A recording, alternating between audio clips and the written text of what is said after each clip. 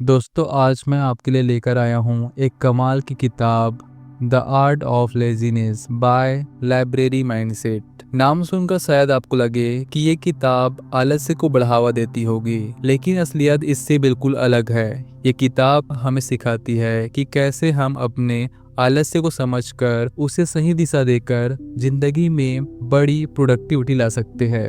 अमन नाम का एक लड़का था जिसकी उम्र 22 साल की थी। उसका सपना बहुत बड़ा था, अच्छी नौकरी, फिट बॉडी, खुशहाल जिंदगी। लेकिन एक समस्या थी, वो थी आलस्य। सुबह अलार्म बजता, वो उसे बंद करके सो जाता था। पढ़ाई करनी होती, लेकिन फोन हाथ में आते ही घंटों तक वो इंस्टाग्राम स्क्रॉल करते रहता। दोस्तों से कहता, यार मैं कुछ बड़ा करूंगा, लेकिन एक्शन जीरो था। उसका कमरा हमेशा बिखरा रहता, असाइनमेंट लास्ट मोमेंट पर करता और काम को टालने की आदत थी।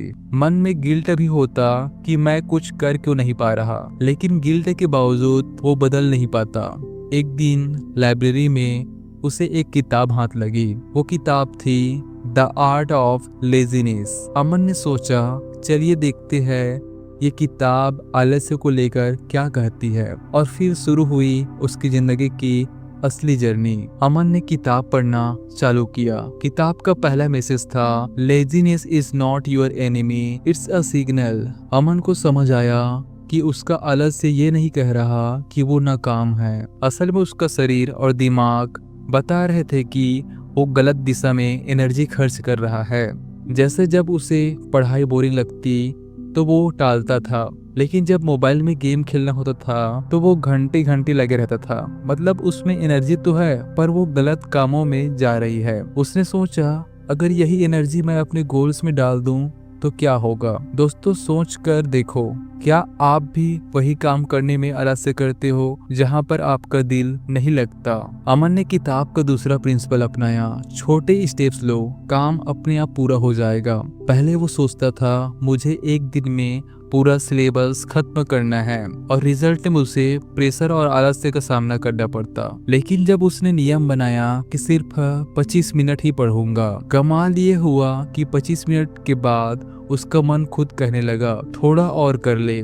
धीरे धीरे छोटे स्टेप बड़ी हैबिट में बदल गया। दोस्तों यही फर्क है, जब हम काम को छोटे हिस्सों में बांटते हैं तो दिमाग उसे आसान समझता है और आलस्य कम हो जाता है। किताब कहती है, आलस्य कई बार अपनी माहौल की वजह से आता है। अमन को एहसास हुआ कि उसके रूम की बिखरी हालात, बिस्तर पर लेटकर पढ़ने की कोशिश और हर समय फोन पास रखना सब उसके आलस्य को बढ़ा रहे थे। उसने छोटा स्टेप लिया, कमरे को साफ किया, स्टडी टेबल बनाया, फोन दूर रखा। रिजल्ट में उसे ये देखने को मिला कि काम जो है वो खुद ब खुद प्रोडक्टिव होने लगा। सोचिए, अगर आपका माहौल बदले तो क्या आपका आलस्य भी कम नहीं होगा। इस किताब का सबसे यूनिक आइडिया था, turn laziness into a weapon. Aman ने समझा कि अगर उसे आलस्य आ रहा है तो ये परफेक्ट मौका है पॉज लेने का और सोचने का, क्या मैं सही काम कर रहा हूँ। एग्जाम्पल, जब भी वो असाइनमेंट टालने लगे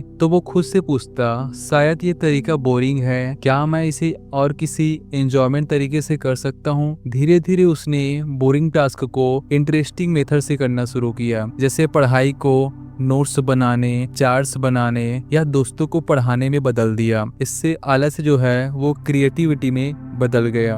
अमन पहले सोचता था कि मोटिवेशन आएगा तो काम करेंगे, लेकिन किताब ने सिखाया, discipline is stronger than motivation. उसने छोटे छोटे डेली रूल्स बनाए, सुबह उठते ही 10 पुशअप, रात को सोने से पहले 15 मिनट पढ़ना और संडे को अगले हफ्ते की प्लानिंग करना।